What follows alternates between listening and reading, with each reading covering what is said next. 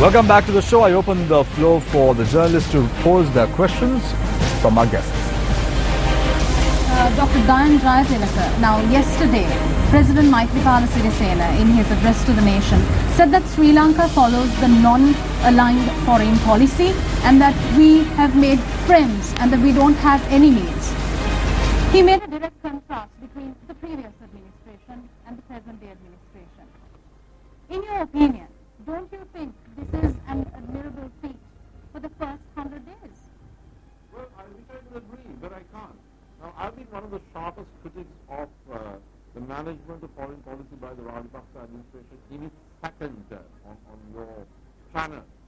But the cure has been worse than the disease. As far as non-alignment goes, I would have liked to have seen President Sirisena or the foreign minister attend the jubilee of the Bandung conference, which was the precursor of the non-aligned movement. But President Sirisena didn't attend, and he was represented ably by Dr. Sarathamudagama, who I wish will be the foreign minister of Sri Lanka, but Sri Lanka's foreign minister didn't attend that either.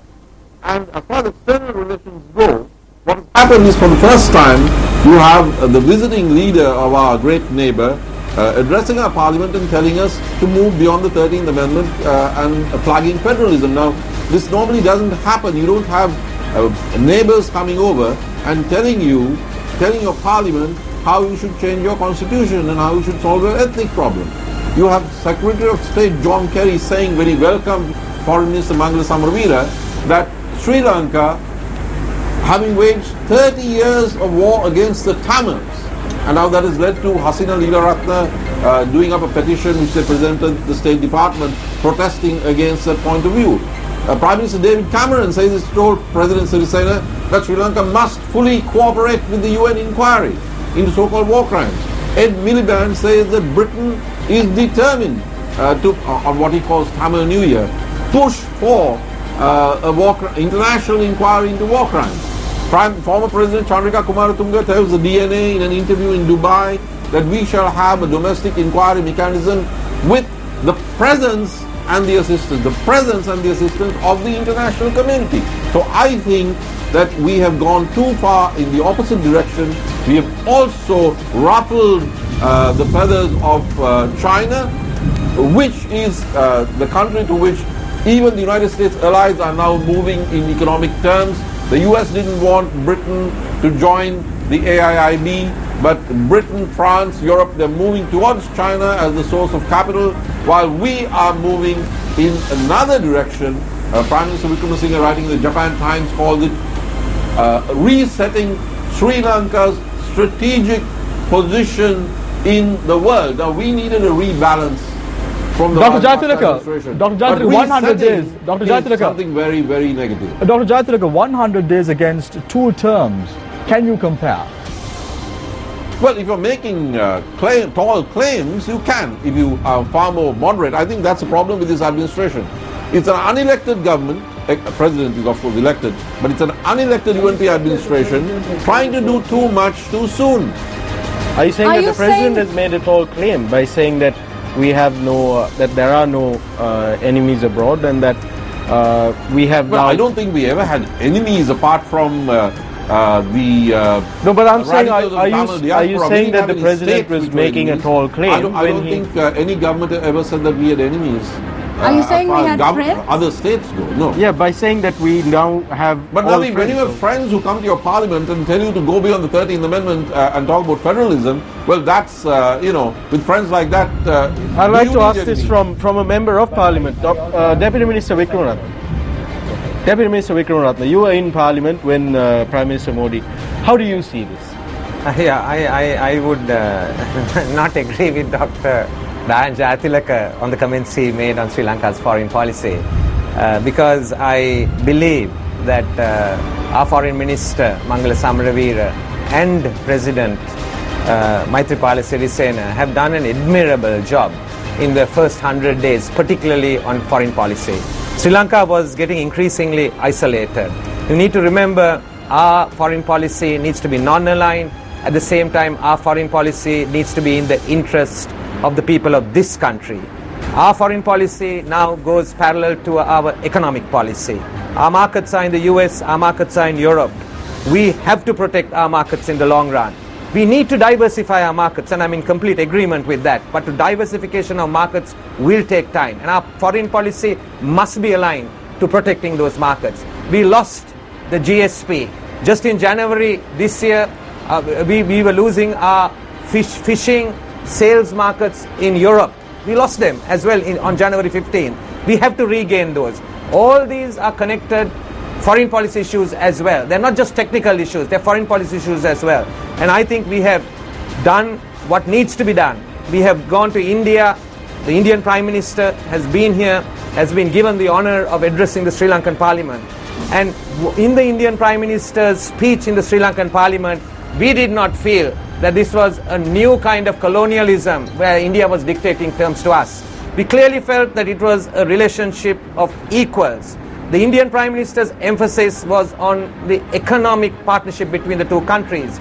In fact, at one point in his speech, he said that Sri Lanka could become India's strongest economic partner. So I think we have to build on the positives of this relationship. Our president not only went to India, our president has already been to China, and he has had a good visit in China, despite the fact that we have had to review some projects conducted by Chinese contractors. And I'm drawing a distinction here between the Chinese government and the Chinese contractors.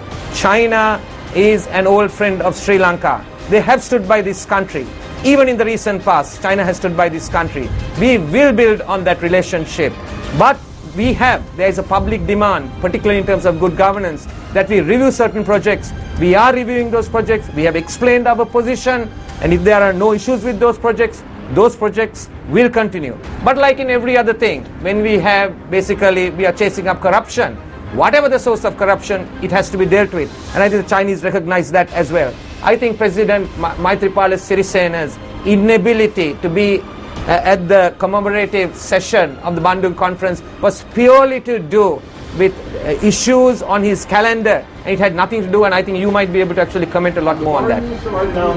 May I say this?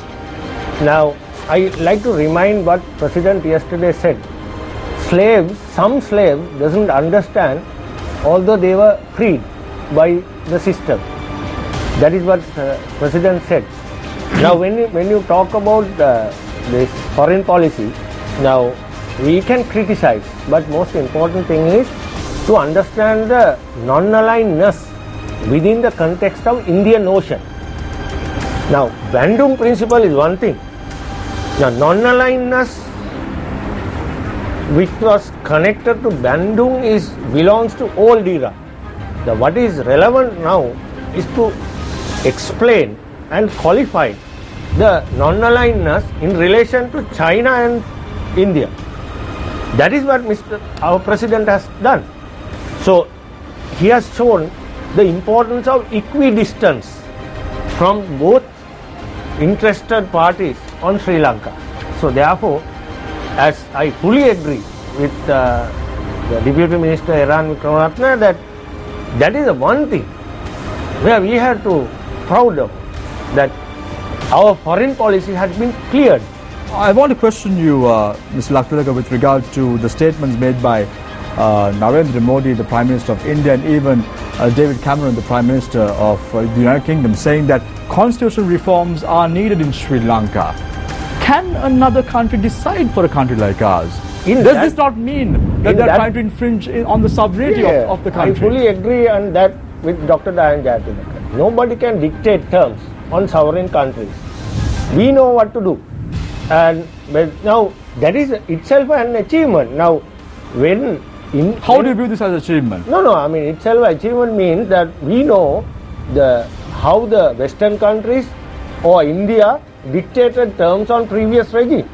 Now nobody comes. They may come and say some sort of a rhetorical statement, but nobody presses the present government to do that and this.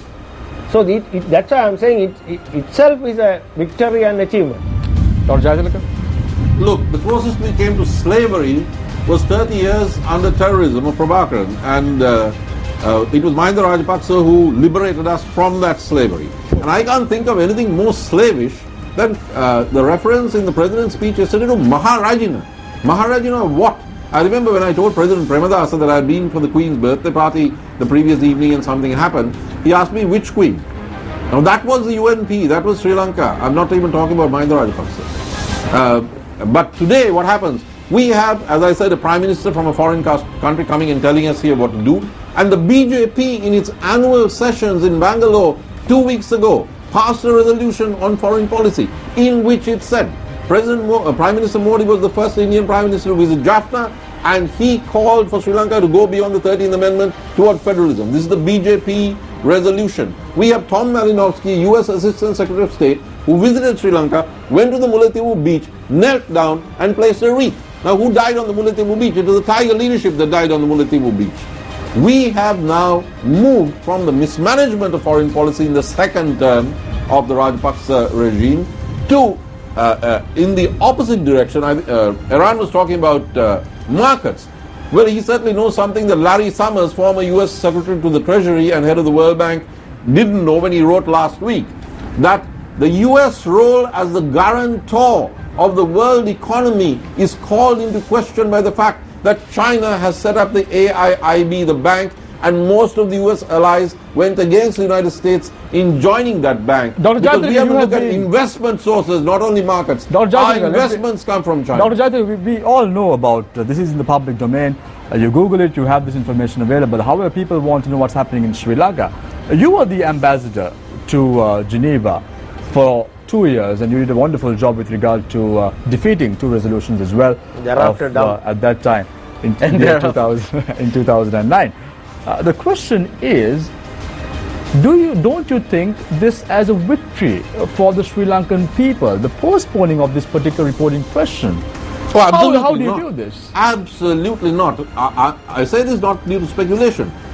Prince Zaid Al Hussein, the UN High Commissioner, wrote to the President of the Human Rights Council saying that this is a one-time only 6-month postponement because he has every confidence that thanks to the new government, there will be new sources of information which will permit a stronger report to be presented in September. The previous regime had been trying to do this for many, many years. However, they were not able. No, that's not true, Shamil. That's not true. The manifesto itself shows that. We, in 2009, as you know, we defeated the effort, but the Rajapaksa administration in the second term gummed up the works and our support shrank. But now we don't have a trade-off where we shall do a domestic inquiry and the international inquiry goes away. No, we have given the international inquiry time and space. We have invited, Mangala Samravira has invited the UN working group on disappearances to come to Sri Lanka and gather more information. They are on their way. No, so the international report will be stronger. That is after the presidential commission has been appointed to look into disappearances. The presidential commission is fine. I'm talking about Mangala's official invitation to the UN working group on disappearances before the September session where the report will be presented. So they can come over here. Mr. Sumandaran has addressed the press conference. Don't worry about the 6 months. You're pointing we can get more information out. You're pointing out a stronger international report and a domestic inquiry which according to Chandrika Baranayaka Kumaratunga will have the presence of the international community. So it's not even a trade-off. It's a lose-lose scenario. Now, Dr. Dayan Jatilaka is famous for creating doomsday mentality. Now, it's very important to say... What is the doomsday mentality I created? I said that your CFA is not going to work, and I was right. And the Tigers went back to war. Let me explain. Right? Your P-Doms, your package. I was right on all of those, on the Tigers. President's stand is... What is the doomsday mentality? Yeah, let me explain. Yeah. President's stand is, whoever comes and go, we have given an assurance there won't be a international tribunal or whatever to prosecute Sri Lankan people. That is very clear. That was stated in the elections, and also right now it is the policy of the government. Did he say that to David Cameron? David Cameron said he told the president. So this is the official position, and the president Mahinda Rajapaksa as well as we, the present government, even in its manifesto agreed to have a local mechanism. So policy is very clear. Without international presence? No, international presence. Even now, if you look at the Maxwell Parana Commission, how many foreign nationals are present? Those are advisors. When it comes to foreign thing, it's advisors. So This is why I'm During saying campaigning, you are creating- Dr. Jayatilaka, the former president said that he would be taken to the electric chair if he was defeated in the elections. I didn't hear that, and if he said it, I mean, look, I don't know about the electric chair. What I do know is what happened to Milosevic, and that was real. Now, let me just say that I am very glad that in April, May 2009, when David Miliband, Bernard Kouchner came over here to effect a ceasefire and stop the war, and when Hillary Clinton was pushing, and when President Obama said it from the White House lawn, that it was Mahinda Rajapaksa who was here to make the decisions and not any of the present bloc. Deputy Minister Iran Vikramaratne, bad to worse, the foreign policy. True? I have to disagree, and I have to completely disagree with even the suggestion that the new government has to do anything with a future United Nations Human Rights Council resolution. As you know, the United Nations processes have been there for a considerable period of time. The only respite that the country got was on the election of a new government. Just on soon after that we didn't really have to face up basically to another resolution, and only the resolution that was passed previously. So clearly there are problems, and our government has been now charged with the situation of actually clearing the problems. That's what has actually befallen us. We didn't create these problems to start with. Whatever those problems that have been created, we are now responsible for cleaning it up, and we shall clean it up. We shall clean it up. I want to say this: the so-called doomsday scenario, right? I see it as far more positive. Here, if there are issues that are not dealt with, issues relating to the war and the LLRC report, the recommendations of it, the undertakings that the previous government gave to the United Nations and to others, we have said over and over again that we are committed to resolving some of these issues through a domestic process. Today, if you look at the newspapers, the foreign minister has said that those domestic processes will be in place by July. Actually, it's in today's papers that statement is there that those processes will be there. We are committed to resolving these things domestically, but we are not afraid. We are not afraid of any kind of international audit. We are not afraid. We have nothing to hide. We are doing things openly, and we are not afraid of that. We have also said. The problem isn't fear. Dr. Jayatilaka, you could bring this argument in your final remarks. We have 3 minutes for each member. We have Deputy Minister Iran Vikramaratne, Attorney at Law Shilal Laktilaka, and Senior Political Analyst Dr. Diane Jayatilaka as well. We start off with you. 3 minutes. Your time starts now. No new arguments could be brought forward. The problem is not whether the government is afraid of an international inquiry or not. The problem is that after a 30-year war, no country which fought a war within its own borders against a terrorist foe and prevailed has submitted itself to an international inquiry by powers which have been bombing Vietnam using Agent Orange and have engaged in the rankest destruction possible throughout the third world. It's not a question of being afraid. It's a question of having a straight spine. It's a question of having national dignity. It's a question of defending your national sovereignty. It's a question of having a national identity. When a government, which is headed by somebody who signed a ceasefire agreement with one of the world's prime terrorists without bringing it to the cabinet, and then, according to Professor Paul Moorcroft, a former senior military instructor at Sanders, prevented the Sri Lankan Special Forces from assassinating Prabhakaran on Christmas Day in 2001, is in charge of matters, then you must pardon me for being somewhat apprehensive. So, in terms of the 100 days, there are good things, but the bad outweigh the good. And in terms of national sovereignty, in terms of national security, I find this situation very distressing. The removal of camps should not be in a manner that takes us back to the pre-war situation.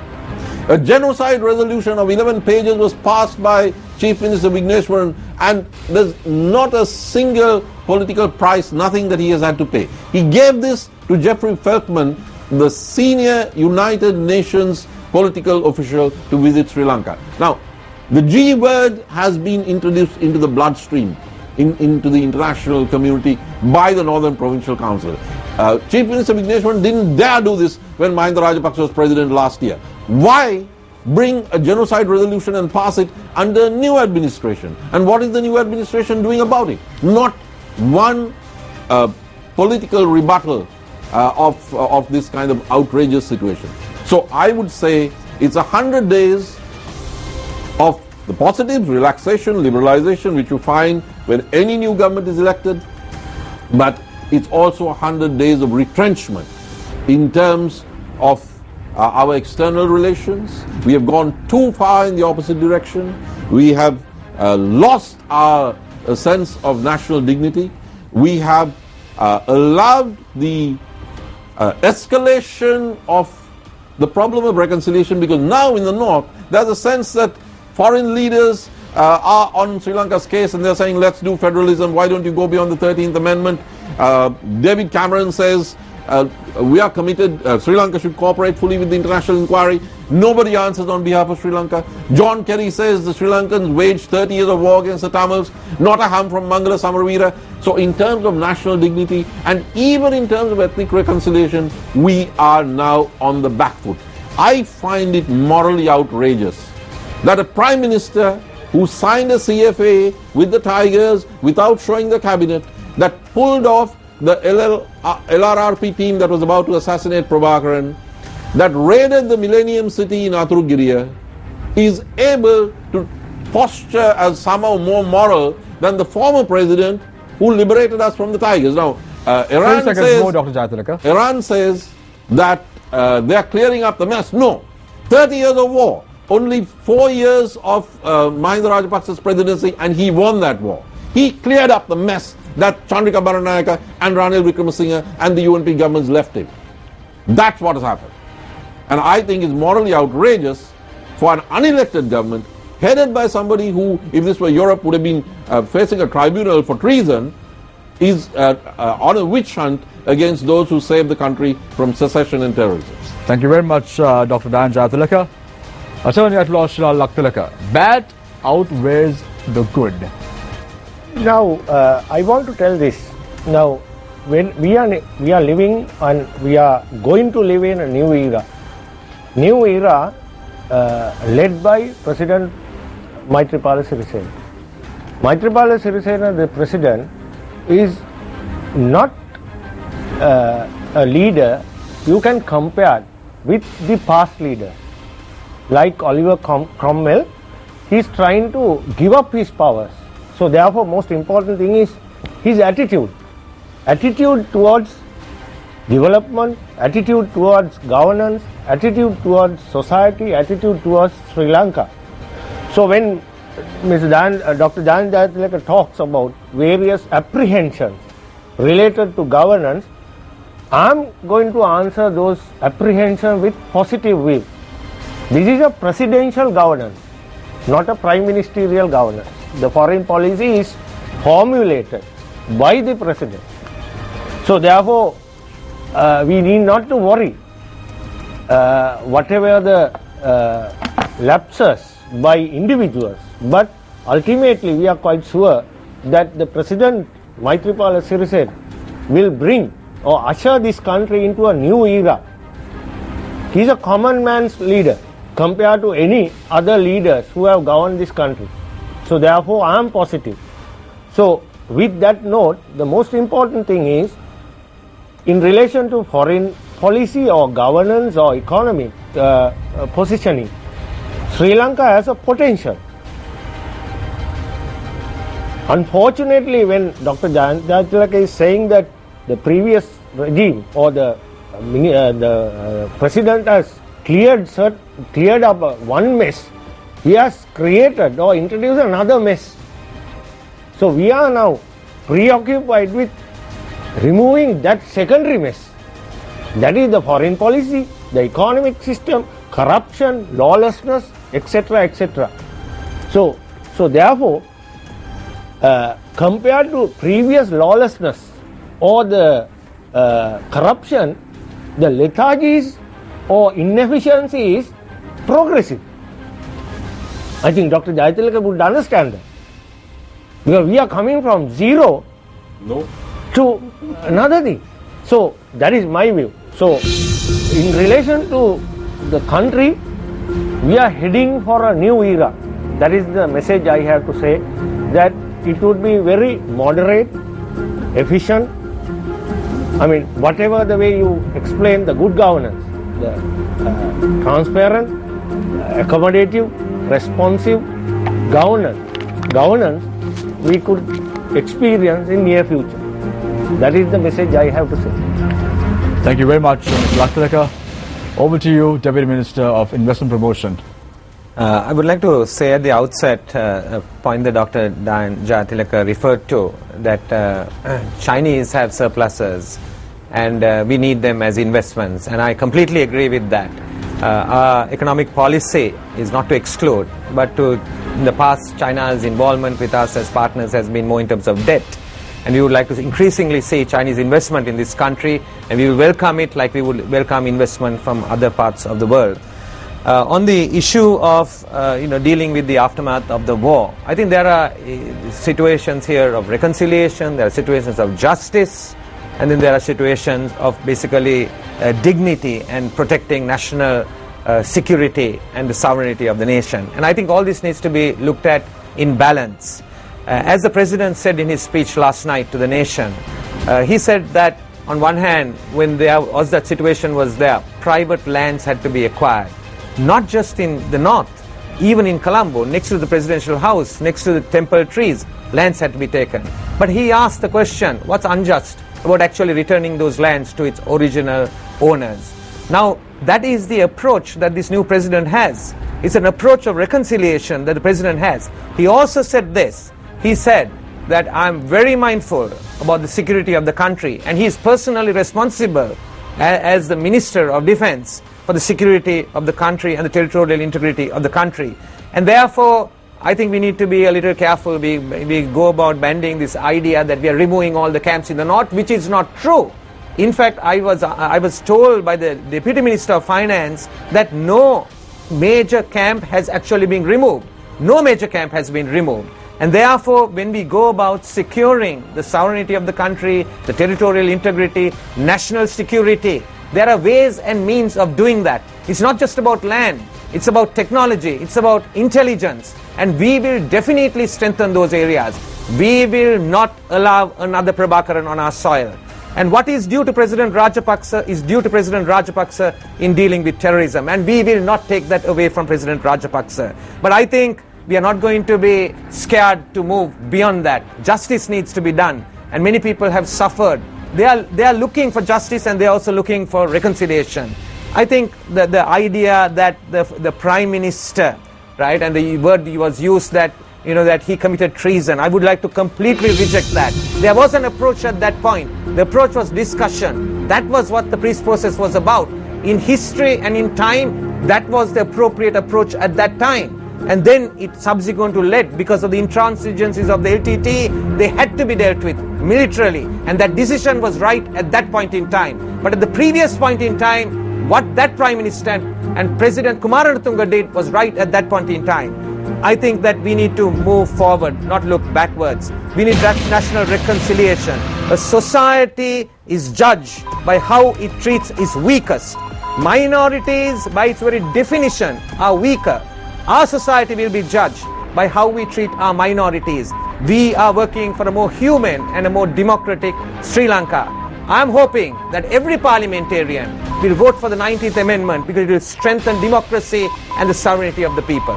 Thank you very much, Deputy Minister of Investment, Promotion and Highways, Iran Wickramaratne, for joining us here on our show.